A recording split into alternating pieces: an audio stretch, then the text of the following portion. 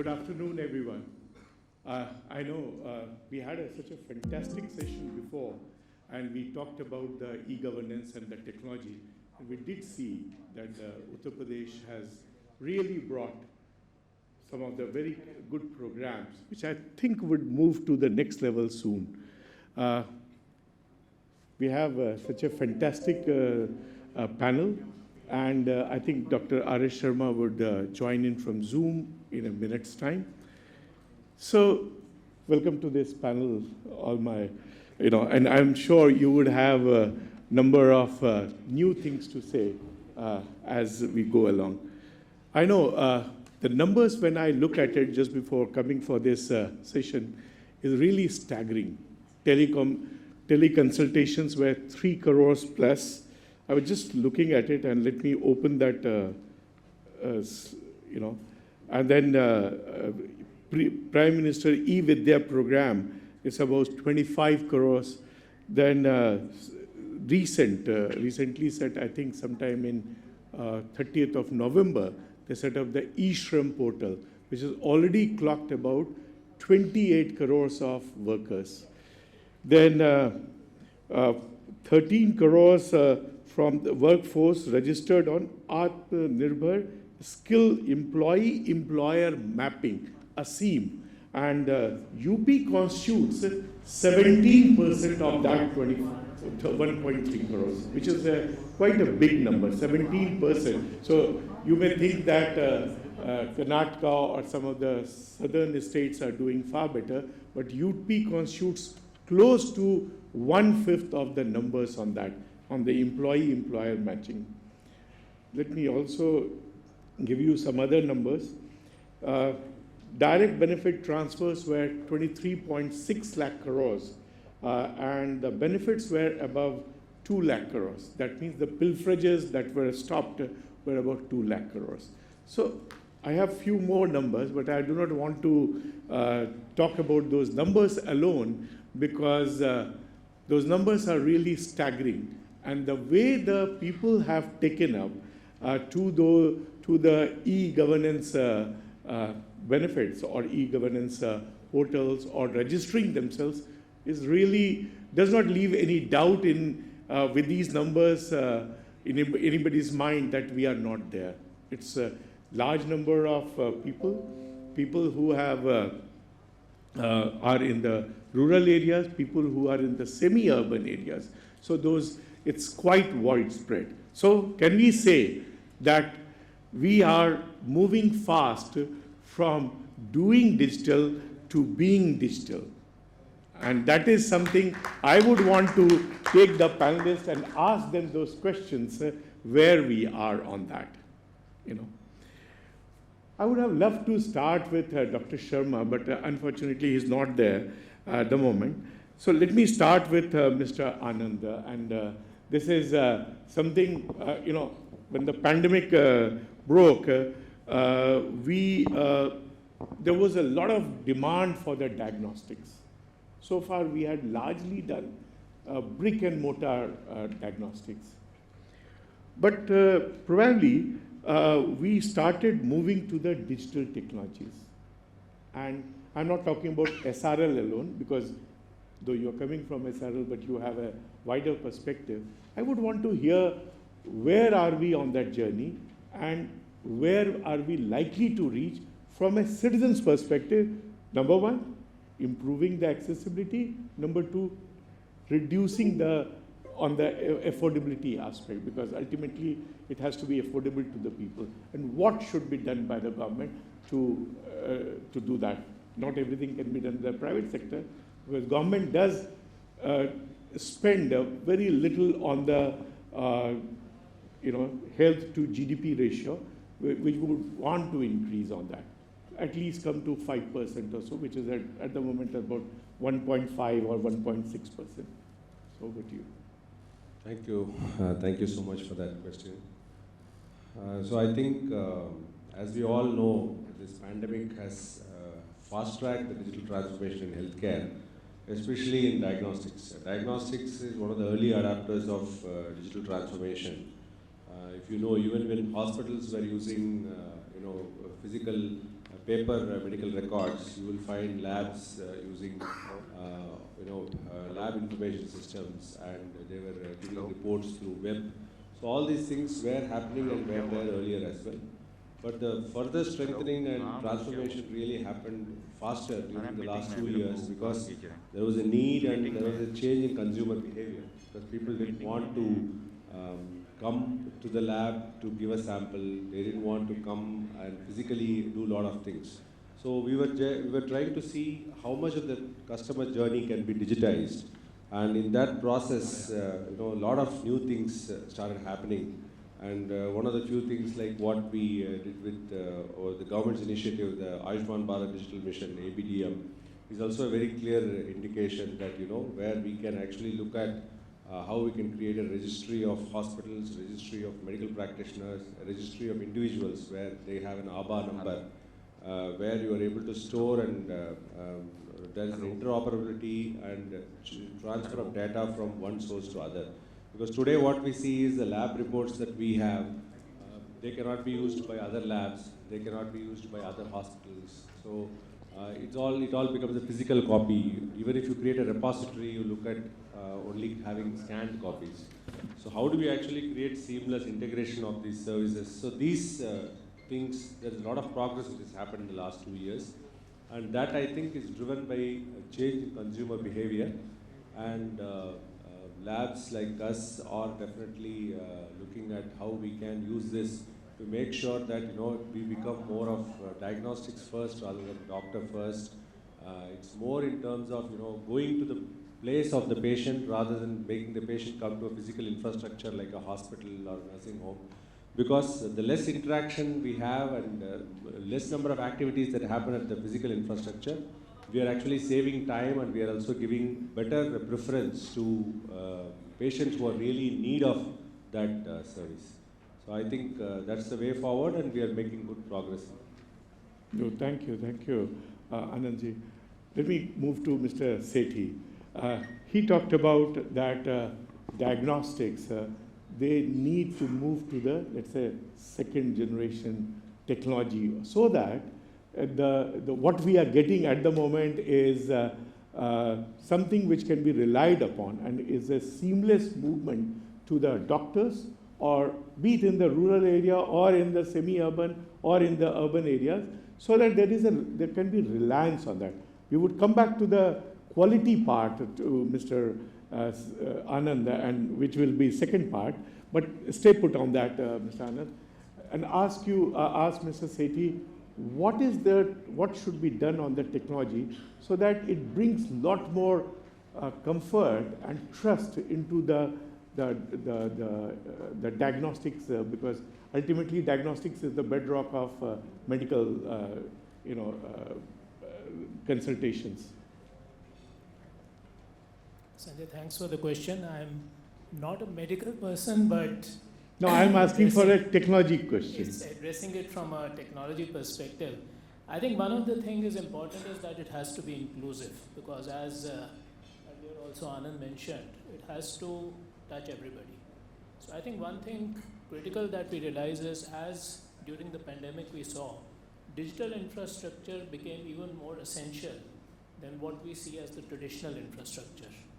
Now, when you're looking at creation of a digital infrastructure, certain things become very important. One is inclusion and universal access.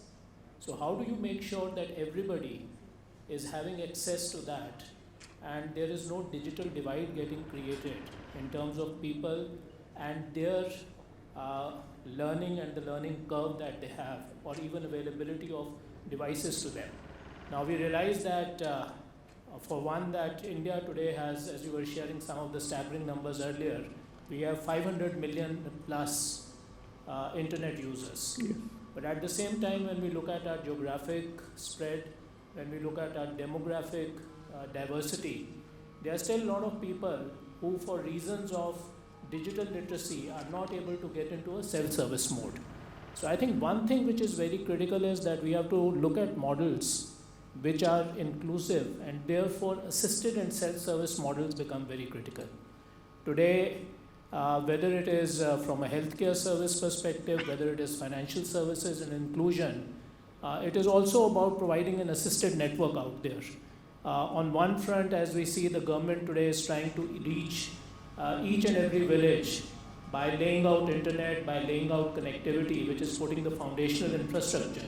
But at the same time, at the last mile, you also have networks like the CSC. You have networks like what we run at our company, Protean, where we are talking about last mile points where you can do your taxation, you can get identity numbers like tax identity number issued. So you've got a huge physical network out there which provides assisted services. So these things become very important. And the other two considerations to keep in mind as you are creating a digital infrastructure and adoption is about security and trust. Yes. So how do you bring the security and trust into it? And I will just close it by leaving a thought on the table that some of the initiatives being taken in India are way ahead.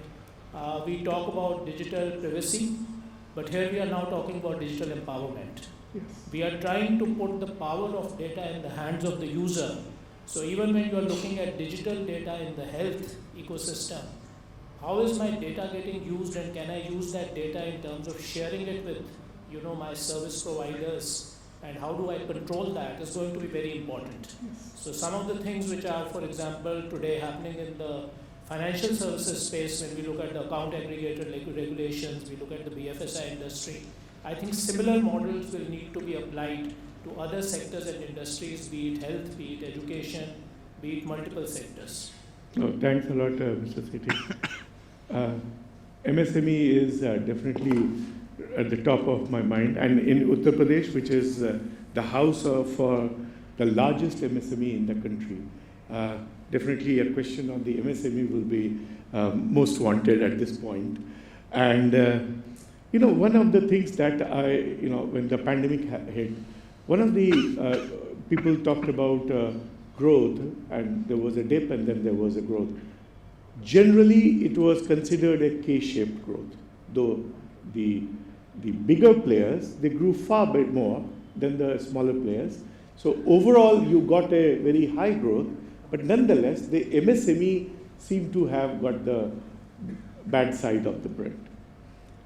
One of the key things was access to finance, and government did bring 1.5 lakh crores of finance to give it to MSME through the banking channel.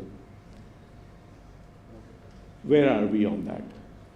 Did the MSME actually get it, or did it create enough, a challenge for them to access that finance? That's point number one. And I would club the another question that I have. Uttar Pradesh brought the ODO, one district, one product.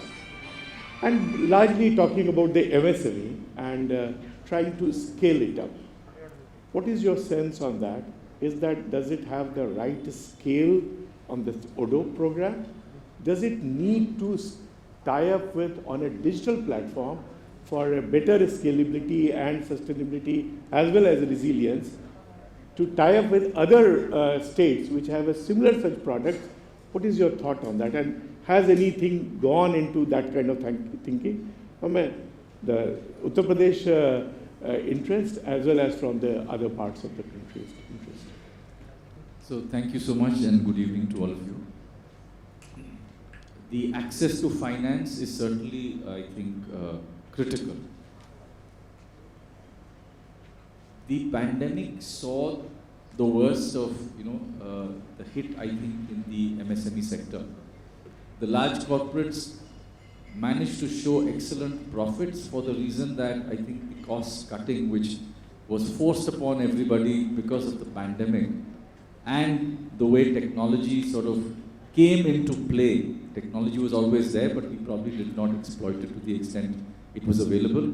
The two things put together saw an enormous leap in profits of the corporate sector. The MSMEs certainly are slower on the uptake. They need help not only on access to finance, but they need help on access to technology, marketing, and a lot of hand-holding in terms of how to deal with the larger ecosystem. This is really where SIDBI has played its part. there's a lot to do, and therefore SIDBI has stepped up its game.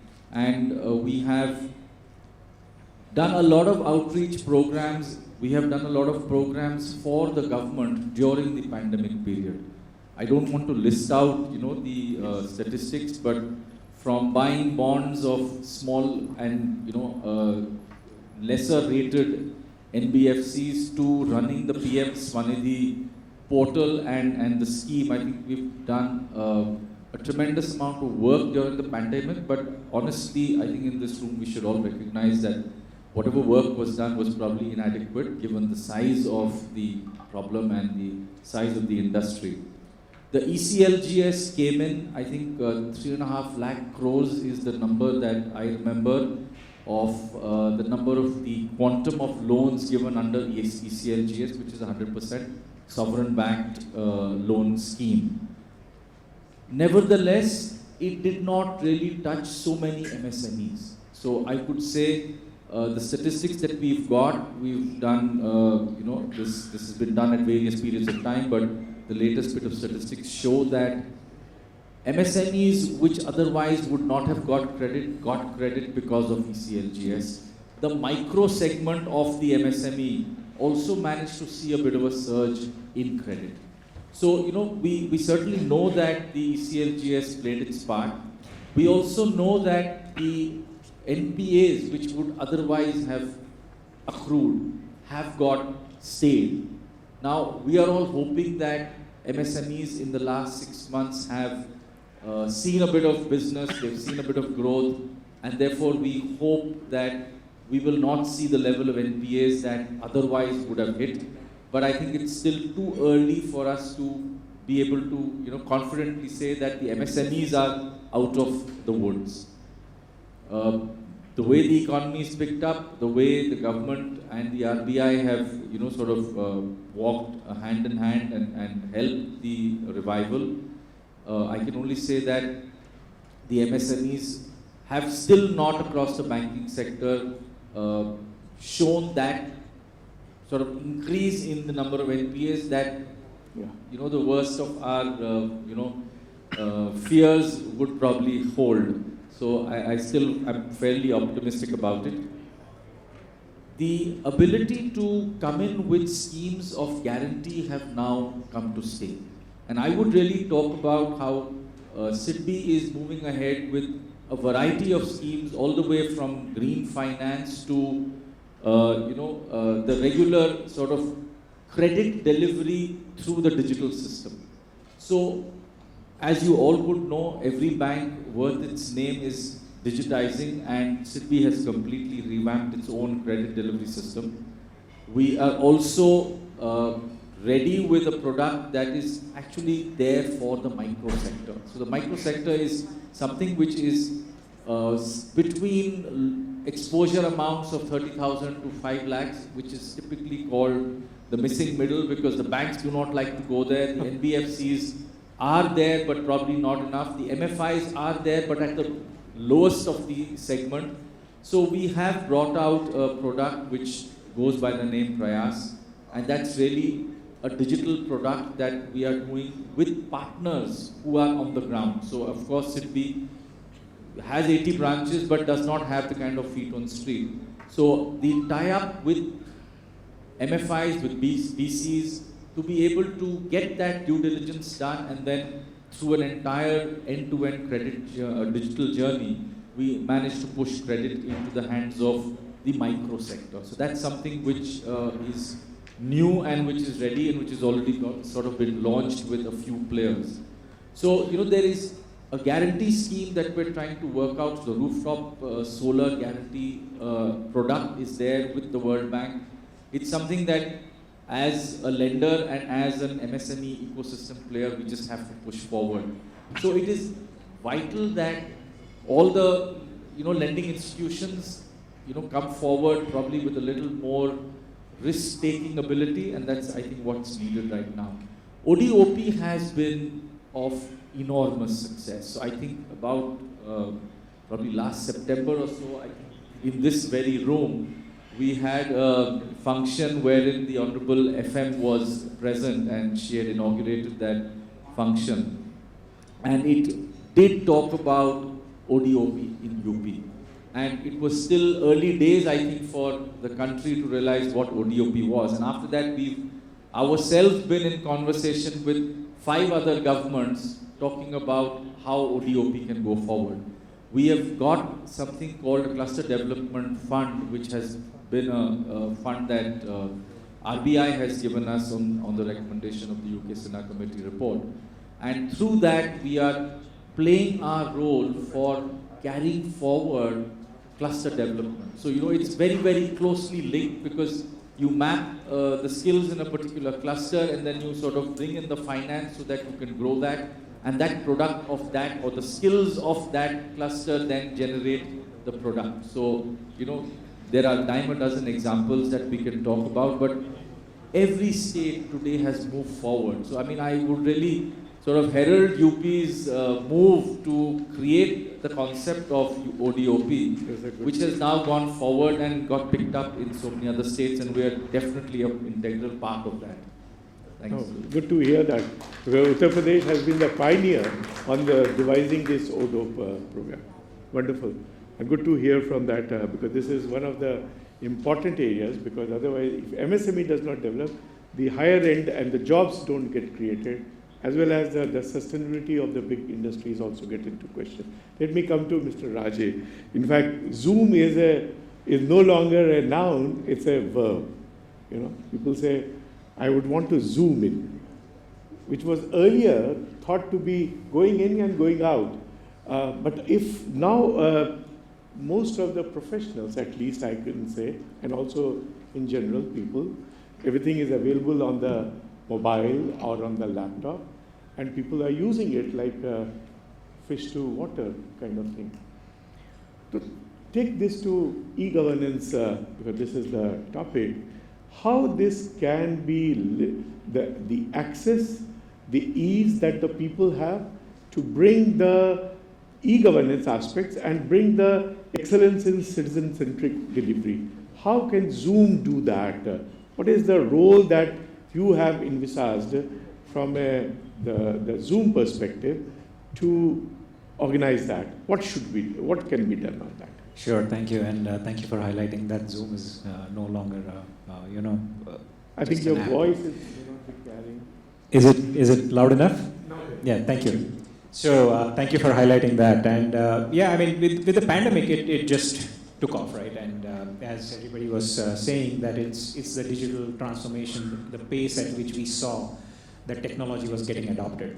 So there are a couple of things. First and foremost is now that people have got used to it, and I often talk about it, which is everybody's got used to the digital wallets, or even booking your cabs, or ordering online, and so on and so forth. They are not going back. As a result of which, people want to have that integrated technology experience per se, whether you are using an digital wallet, or whether you are using some farming related application, or sugarcane related application, which I was hearing about in the recent case, or a banking related application, right? Extending credit being available for the people on them. So today it has changed quite a lot. So people are requesting for video or collaboration tools to be embedded in that. It's no longer just a phone call or a telephone line, which people are willing to call and wait and hold continuously for long hours, extended hours. Instead, what we are seeing is the embedded format of technologies. We are seeing Zoom or video applications being embedded into different formats, different tools, and that's what we are doing. Like, for example, if you talk about doing a KYC, you never know, there might be Zoom at the back end. You might be buying something and somebody showing you the case. Again, there might be Zoom at the back end. And especially for the MSME sector, right, for the government, we saw some unique cases coming up, and people using it in a very unique manner. And that was, it actually opened our eyes, and it was like mind-boggling for us to understand, oh, Zoom can be used for this, we never knew about it. Right? And these people from the MSME segment, from the rural areas, it's not only about getting those villages connected for healthcare or education segment, or those women who are now able to come back to work, despite being at home for whatever reason. That diversity, that inclusion is now available, and they are demanding more and more. And I think we need to do more on this. If I have to give you an example of Ireland, where they are now working on building co-working spaces, right? And that's an ideal way to go ahead. If we can have co-working spaces in multiple towns, in maybe tier 2, tier 3, and that's what a person like me coming from a city like Mumbai would want, because then it creates a declutter, and I would love to go and stay in some remote city where I can work in a co-working space and enjoy the work-life balance. So these all things of inclusion, of diversity, of having people working in. So this is all what we are been seeing at Zurich. Thank you very much. Sir, this is Sanjay Kumar. So can you hear me? Then I would want to, Mr. Sharma is there, and I would want him to take a few questions on the health services, because that is, can you hear me, sir? Yeah, I'm hearing you, but actually it's getting a little gobbled up, in the sense that probably because of echo or something. Okay. I'm not really able to hear you clearly. Okay. Well, I don't know if you can Are you able to hear me clearly? Pardon? Yeah, we can hear you very clearly. Not an No, I have that challenge, but anyway, please go ahead. Let's see if I can decipher Okay. as to So what you say.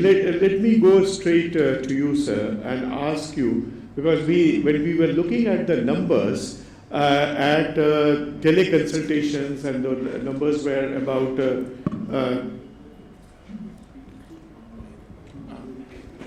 okay. Is that better? Yeah, it's okay. Now I'm able to hear much better. Sir, the goal of teleconsultations is to basically reduce or omit the geographical and functional distance between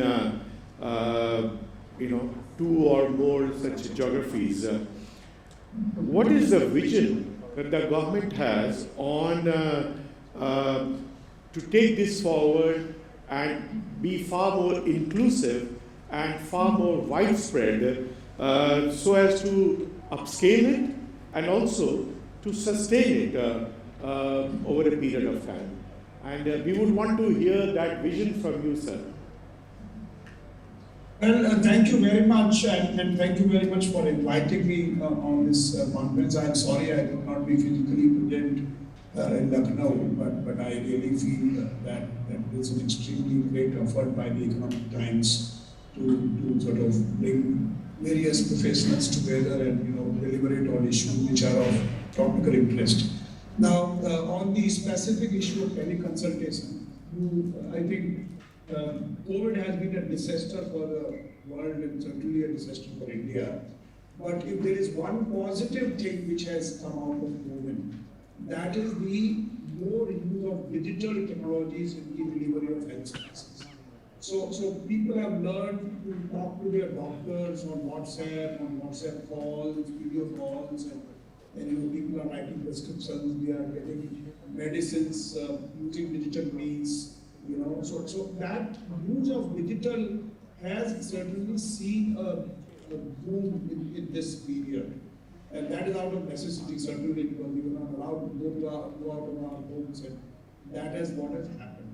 So teleconsultation, in a way, is the next level from the what is called a typical WhatsApp video consultations or video calls which you have. So because it's much more formalized, much more systematic, that is one part. Now, what our vision is, currently the teleconsultation is essentially platform-based. What I mean to say is that there are, let's say, a number of, eSanjeevani is one of the teleconsultation platforms in India. Now, if the doctor has eSanjeevani, client also has to have eSanjeevani client, and then they will be able to communicate with each other. Similarly, Practo or 1MG, these are the other platforms which have developed their own teleconsultation applications, both for doctors and for patients. And they both have to have the same application. It is similar to saying that if I am going to purchase on Amazon, then I have to have an Amazon client application on my mobile phone. Then and only then I can make a purchase on the platform. So what we are trying to do is essentially break this platform silos. What we are talking about is have an interoperable teleconsultation system, which means that I as a patient may be on eSanjeevani, the other person may be on Practo. They should be able to communicate effectively. It is similar to saying that I can send an email, if I'm on Gmail, I can send to mail without any problems. So this interoperability is extremely important. And that interoperability is actually open up the market an order of magnitude higher, maybe a 2 order of magnitude higher. And this is what is our vision to have teleconsultation done in this manner. I feel teleconsultation is good for people because it avoids them to travel. It is very good for doctors because it probably makes their time management much more effective. And if not in the first visit, maybe first visit can be a physical visit, but the follow-up on teleconsultation is certainly a very good idea. This should happen. And what we are looking at is basically we are looking at minimum of 3 lakh teleconsultations per day happening in this country. Currently there are about 60,000, 50,000, that's the order of magnitude. So this is what we are looking for the next 1 or 2 years. This is the extension which we expect. And the UHI protocol, which is basically the Unified Health Interface, similar to UPI, makes that interoperability in teleconsultation a reality. And we have already launched that platform. We are already in sandbox. There are multiple applications which are testing their applications. Oh, thank you very much, sir. Let me ask you another question on the, from the National Health Authority, because it is in the process of designing and implementing the multifaceted digital health platform for the country. Tell us more about that Ayushman Bharat digital mission, sir. You did allude to that when you were saying something, but I would want to address that more, starkly, so that we get to hear that from you, sir. Well, again, thank you very much for this question, and I think this is also a good platform for me to explain what is Ayushman Bharat Digital Mission and how all of these stakeholders will have to come together to make this a success.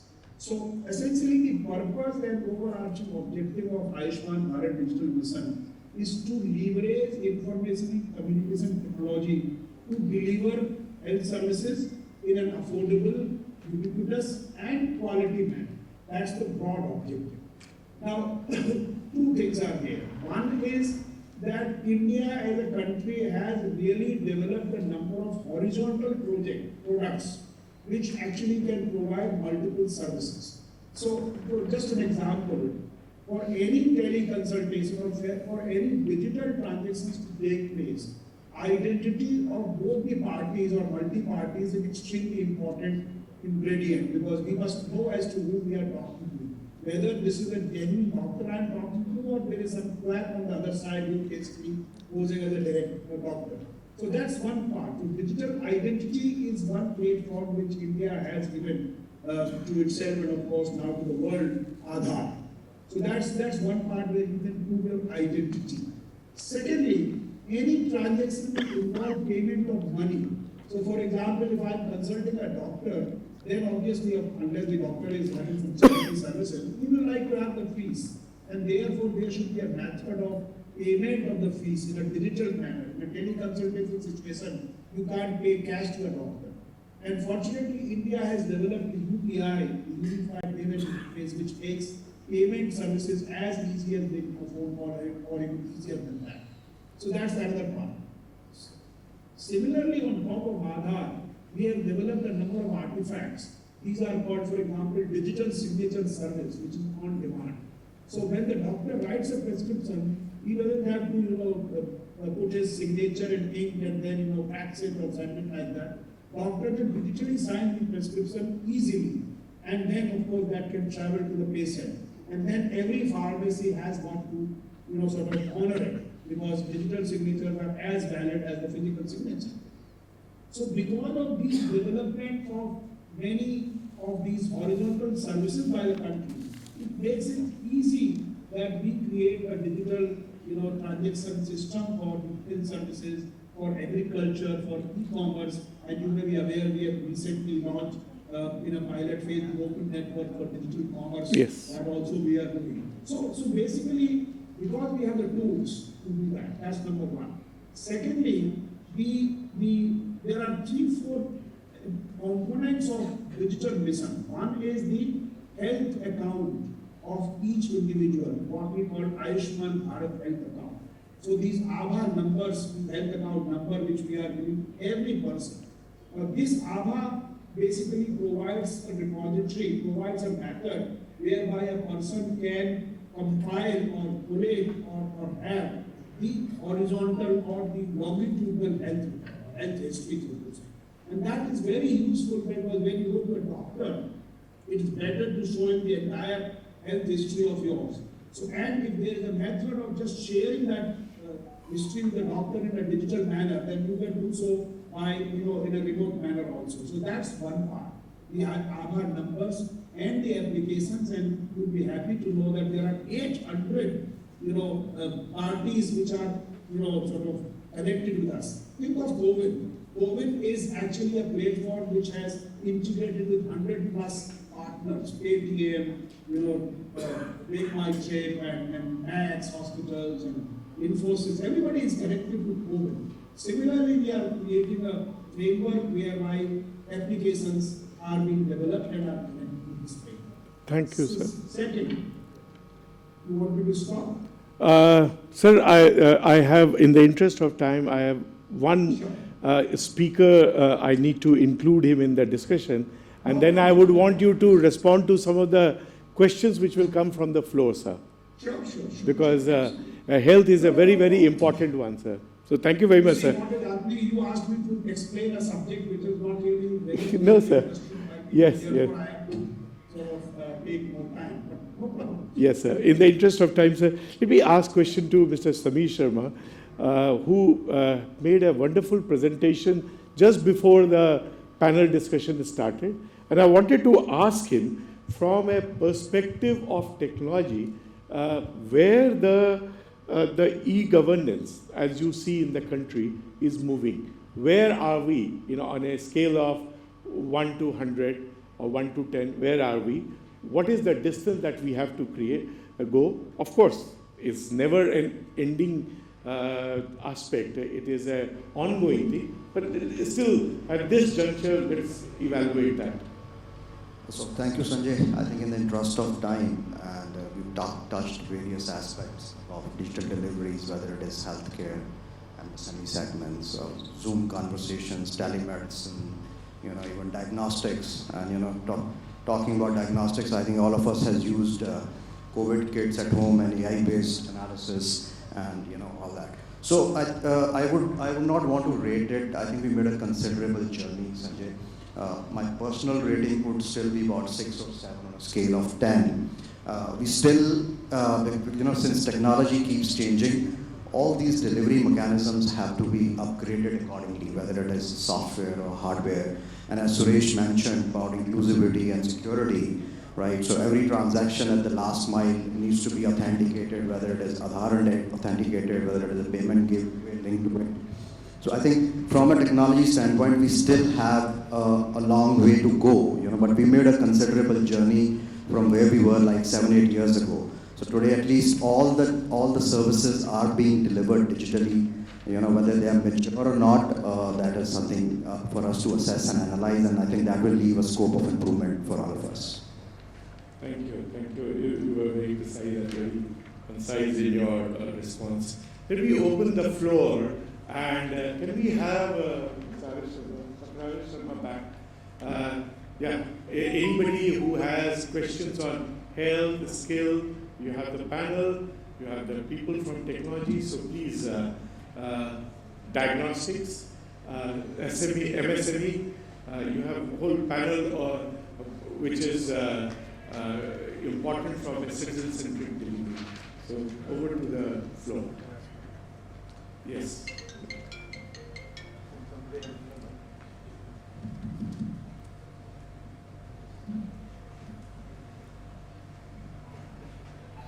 Hello sir, this is Animesh Biswas. I I have a very basic question. There are still last mile connectivities to be done in the country where most of the rural users or the last mile users or maybe people living in the intersection of the digital connectivity are yet to achieve connectivity in a proper manner. Just having a mobile in your hand might give you a lot of power, but I want to understand there are certain business applications and many softwares which have achieved those levels. So are you looking forward to inculcate in a larger platform? So let me ask you, you have asked a very, very general questions, but you have a panelist which has domain experts in some manner. Whom would you want to address this question? I address this question to Sir, Mr. Sharma. Okay. Sir, this is a question to you, and I don't know if you could hear that. He's saying that the access to the technology at times fails, and so the delivery could be, I'm paraphrasing it, delivery could be not at its best. How do we improve on that, sir? Any thinking on that, sir, that you could mention? If I understood correctly, the question is that there are areas in the country which are not well connected, and therefore how do you reach out to those areas? That's the question, right? Yeah, exactly. That's the question. Yeah. The other part was that there are a lot of industrial applications, or I would say technological development happened across the globe, where those challenges can mitigate. Is government looking forward to incorporate those business applications or those softwares onto your platforms so delivery becomes easier? That's the second part of my question. Yeah, let him, sir, please respond. So let me answer the first part of your question first, which is basically how do you address the connectivity challenge. Let me give you a positive side to that, because today the entire country is connected with 4G connectivity. This has happened in the last 4 or 5 years, and I have a little bit of experience because I was the telecom regulator of the country till 2020. So one is that out of 625,000 villages in the country, only 25,000 villages are unconnected. That's unconnected in the sense that they have a very patchy connectivity. Rest of the villages are connected, number one. Number two, the statistics are that in India, every person is using on an average 12 gigabytes of data per month per user, which is the highest in the world. We have 800 million internet connections. We have 600 million smartphones. We have 1 billion mobile connections. And the data consumption in the country is the highest in the whole world, in the sense that the mobile networks of the country transport more data than the mobile networks of US and China put together. And that will surprise you, but that's a fact. So they are very good news. We have progressed further. Obviously, any digital technology has to have connectivity. Without connectivity, you can't have even the software which you spoke about, and essentially will require connectivity. So you are very right that we have to think of processes which actually are inclusive processes for our country. There may be people who are digitally literate, there may be people who are digitally illiterate. COVID again is an example whereby we had, while you could have your engagement or schedule your vaccination online, or you could also walk in. So that's the way we have to have physical and digital combined together, which is called phygital, is a new word which has come out. That's one part. Till we have complete connectivity, which is actually one of the basic objectives of Digital India program of the Prime Minister, which is basically connectivity as a utility to citizens. That should happen. Second, the other applications being connected. This is precisely what we are doing in this country now. Essentially, we are creating open standards, open APIs. If you remember in COVID, we published open APIs, and that is why about 100 plus applications are able to connect to code. Similarly, in the health space, once we have been making UHI, Unified Health Interface, it is only a framework, and that framework will enable large number of startups and innovators to create applications for various kinds of things.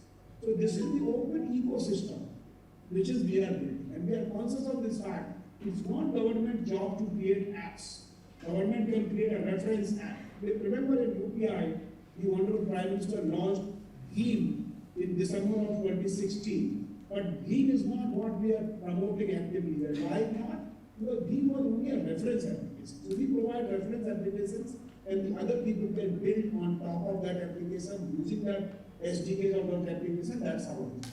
So maybe I hope I've answered both of the questions. No, sir, you're being the chairman of TRAI for about 6 years or so has certainly helped us understand what how the perspective is. Thank you very much, sir. Any second question? Because that could be the last one. I can see that it's already +3, time up.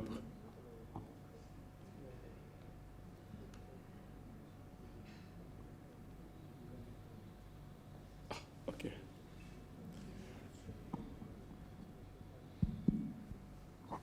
So my question is to actually such a eminent panel, and there's so much one can ask, but my question is to Mr. Anand of SRL. You've done great stuff by bringing in such great quality diagnostics to many cities, including ours. Is there a plan to go down to the district levels?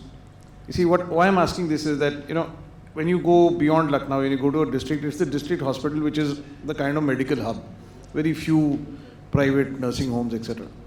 Now there, while now the government has ramped up the, earlier you wouldn't have doctors on duty there, now it's all changed. Under the current government, you have people sitting on their chair at 9:30, and that I've seen myself. But diagnostics is still a issue. People find it difficult to get the right way forward. Is there a plan for organizations like you or other large national diagnostic players to go to the village level or at least to the district level, tie up with the district hospitals, set up your windows there, so that people down the line, much beyond, say, state capitals, can get a lot of stuff? And the second part actually is connected with Zoom. So is there a possibility of a synchronization that, if people get some tests done and they need further evaluation, or, can there be a synergy between these district level hospitals, communication gateway being Zoom or any other, like Sameer said that it's actually exploded and you're here to stay, we're not going back. Is there something like that is in the offing, or is that the right way forward? Definitely, yeah. Definitely, there are a lot of possibilities. I think, as you rightly said, the last 10 years we have all been focusing more on the urban clusters as far as diagnostics is concerned. But I think, based on what happened during the pandemic, we are all looking at how we can expand further into Tier 2 and Tier 3 cities. One is there is increased urbanization happening in these areas as well. At the same time, how do we use digital technologies like digital pathology, full slide imaging and all that? Because the problem with creating infrastructure in the rural semi-urban areas is that getting the right skilled manpower is a difficult issue there. We get infrastructure done, but getting manpower is difficult. So that's where we may have to use the digital technologies like digital pathology and other services, wherein you are able to train the local teams as well as you are able to take the images from these locations and get it reported from the bigger cities. So I'll not go too much into detail considering the time, but that's the approach. And I think public-private partnerships with governments, especially like we do a project with the Jharkhand government where we manage their district hospitals in 10 districts. We recently, till last month, we were running about 25 districts of Himachal Pradesh. The lab services for the district hospitals are run by us. So these kind of activities also help us when we collaborate with the government, where they are able to provide us physical infrastructure through which we can provide these services to the last mile. Just give a very... Yeah, sure. And your question was spot on. I think that's where we are moving. And if I have to give you some brief examples of what we've done with the UP state government itself, we work with a lot of Panchayati Raj and Jila Parishads, and for capturing the information at the ground level, bringing it back to the adhikaris, and then again, implementing what are the directions given by the adhikaris to them. It could be Shikshan Adhikari or it could be, any Panchayati Raj. Now, coming to the next level of the question that you asked about integration, and that's what is really happening. We've set up hospital rooms where, patients for contagious diseases, or it could be critical care, The patient has in-room cameras and television and interacts with relatives and so on and so forth. Similarly, at Anganwadis, at a touch of a button, you can interact with the subject matter experts and get the doctors connected back for consultation. Now, all the health services are not available at a fingertip for the Anganwadi worker, right? They need consultation, they need help, they need support. So we provide that instant connectivity. And this all can be integrated back to the hospital management system or even the applications that Mr. Sharma spoke about and so on and so forth. Thank you very much. Thank you, because I think it has huge avenue and need both. So, and actually everybody sitting there, Lenovo is there and SIDBI's CEO is there, they could actually fuel this whole thing and put it all together and become large. Yeah. No, I think as we heard from Mr. Sharma that this is a continuing process and a lot more has to happen. We have just started the journey and a lot more is going to happen. But nonetheless, I think we got a fair bit of understanding on various topics and how the citizen-centric deliveries are taking place. So a big round of applause to all the panelists. And to Dr. Anand Sharma, I don't think, I'm not able to see, but I suppose he's in the background. With that, I will close